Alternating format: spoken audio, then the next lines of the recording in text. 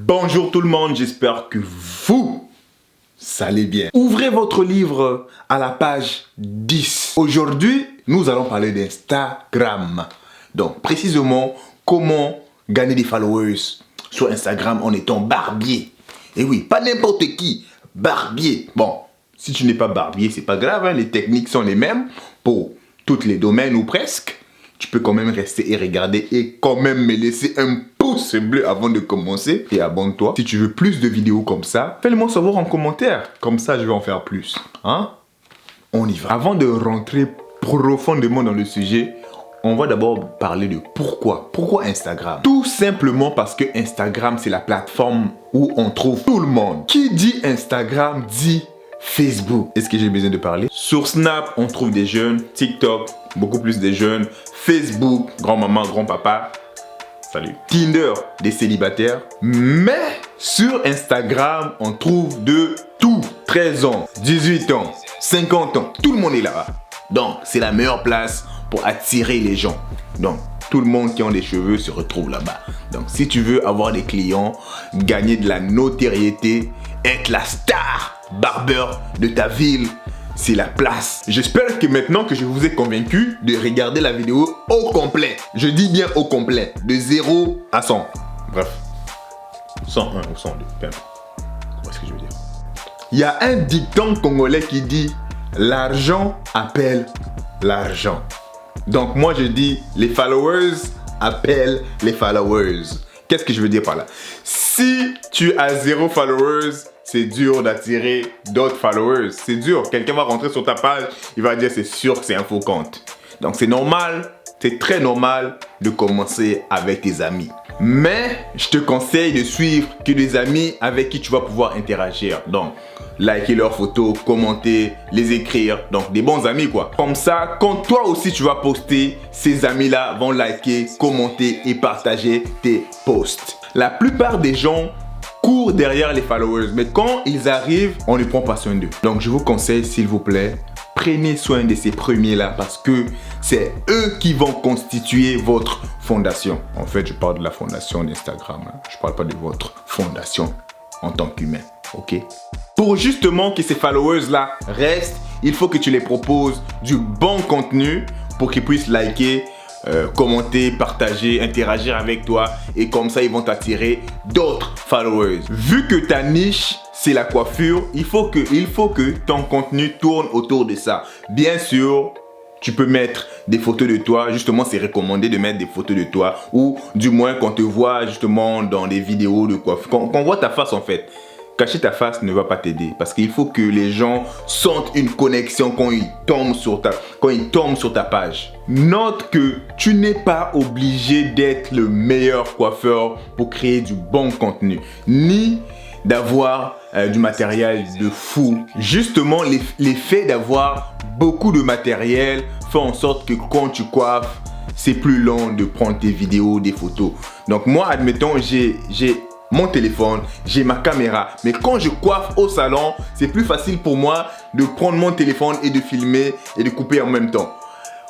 Sortir ma caméra, c'est beaucoup de travail. Ça prend moins 10 minutes à installer et tout. Donc voilà, t'as pas besoin de compliquer la vie. Tu t'achètes un bon téléphone qui filme bien et peut-être un ring light, une bonne lumière.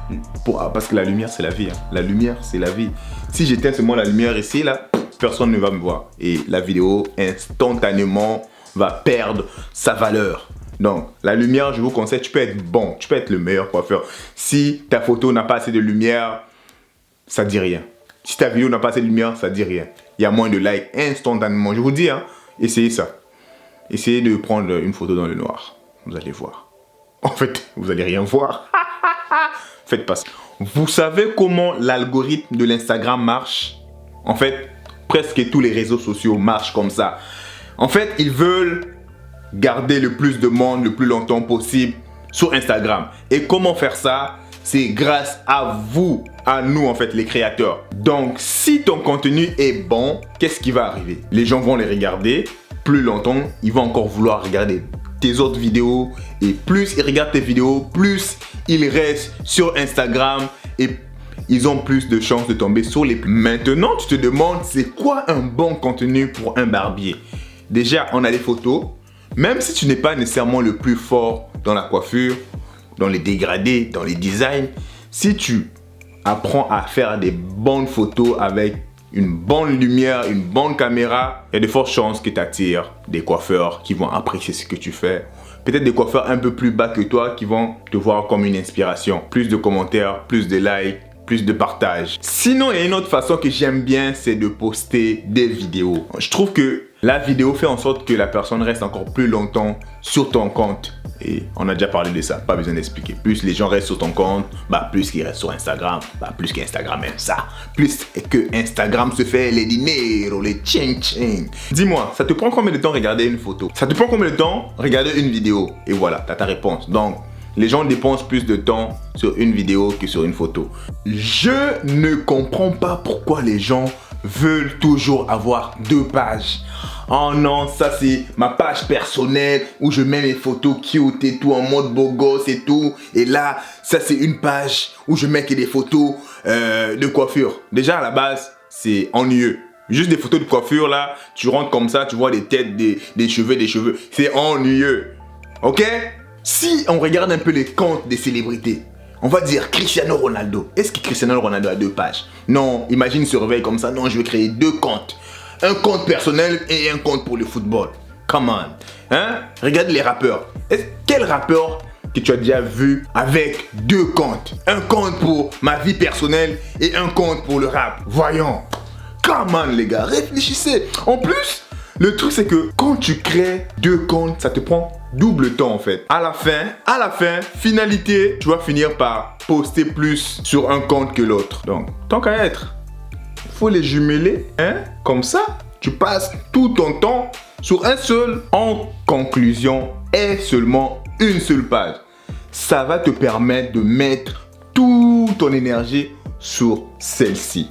Avez-vous déjà vu quelqu'un qui a au moins 100 000 abonnés, mais quand tu rentres, tu regardes ses photos, le gars a genre, je sais pas moi, 10 commentaires, 1000 likes, tandis que de l'autre côté, il y a un autre gars qui a juste 10 000 abonnés, mais qui a le même nombre de likes que lui. Et oui, ça arrive tout le temps sur Instagram. La solution à ce problème, c'est d'interagir avec tes followers. Si le gars like une de tes photos, pourquoi ne pas aller liker une de ses photos? Si le gars commente, pourquoi ne pas répondre? S'il t'envoie un message, pourquoi ne pas répondre de temps à autre? C'est sûr qu'à un certain niveau, ça devient dur de répondre tout le temps, mais si tu réponds à tes followers, ça les fait plaisir et ça les pousse à plus commenter encore.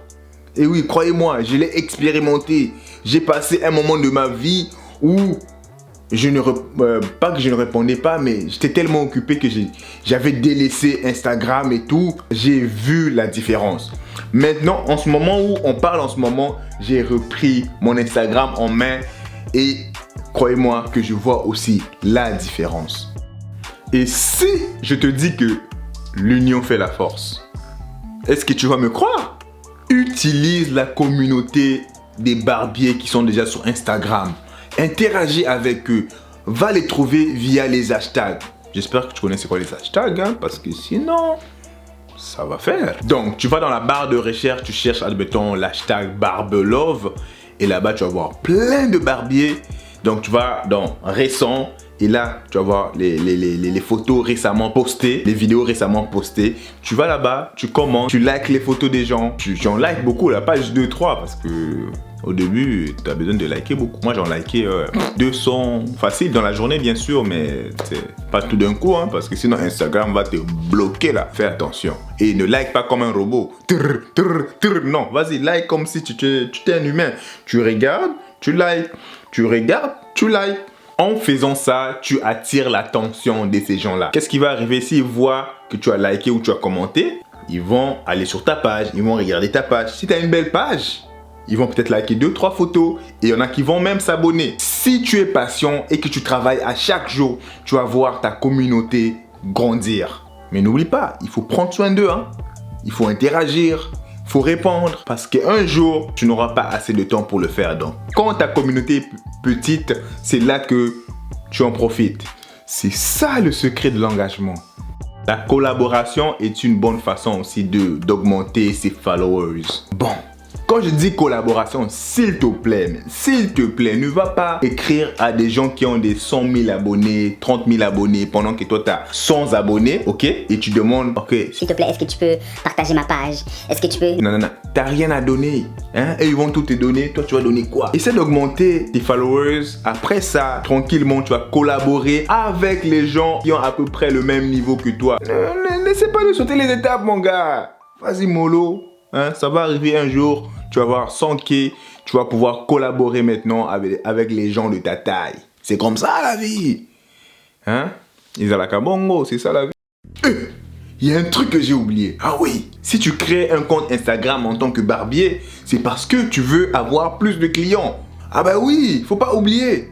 Donc chaque client que tu coiffes, chaque bon client que tu as, ajoute-les, en fait follow-les sur Instagram. C'est sûr qu'ils vont te follow back, ça c'est sûr et certain.